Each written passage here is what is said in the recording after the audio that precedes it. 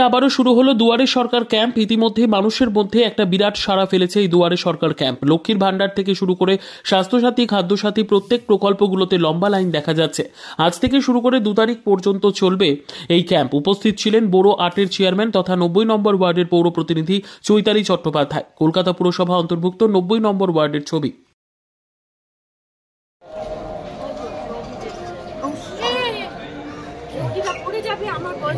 মানুষ অনেকদিন ধরে চাইছিল যে কবে দুয়ারে সরকার শুরু হবে, কবে দুয়ারে সরকার শুরু হবে।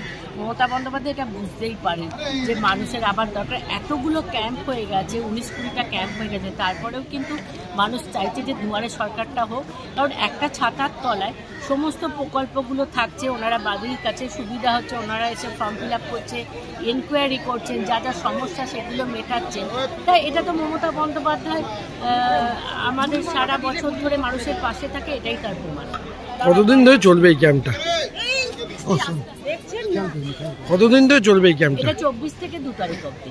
আজ থেকে প্রথম স্টার্ট হলো, সারা বাংলায় আজকে থেকে স্টার্ট হলো।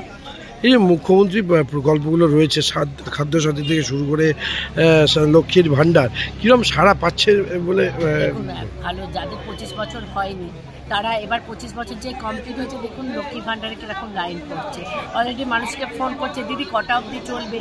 তারা হয়তো 1টার পরে আসবে, কেউ কাজেতে ব্যস্ত, তারা আসবে। ওই যে লক্ষ্মী ভান্ডারটা তো ভীষণ ভালো একটা প্রকল্প। এই যে মেয়েদের সম্মান দেওয়াটা একমাত্র সারা বাংলা কেন সারা ভারতবর্ষে মমতা বন্দ্যোপাধ্যায় একদম মেয়েদের কিন্তু সম্মান দিয়েছে, আর আগামী দিনও তিনি দেবেন। আর তিনি এটাও বলেছেন যে তিনি যতদিন বাঁচবেন লক্ষ্মী ভান্ডার কিন্তু চলবে, লক্ষ্মী ভান্ডার কোনো বন্ধ হবে না। রেখে দিলে তাহলে ফর্মের উপরে যে লিখবেন কি করে?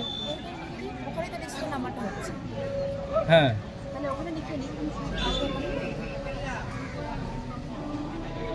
ফর্মটা তাহলে ওখানেই দিতে হবে, এটা একটা ব্যাপার। না না, ওই আধার কার্ড লিখে দিয়ে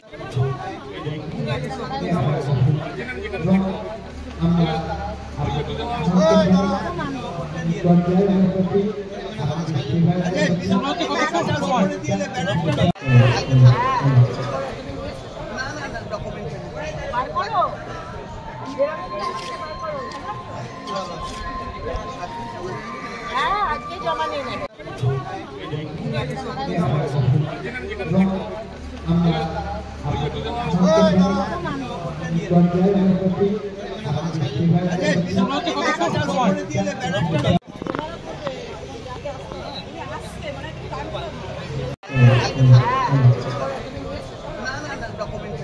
বার করো।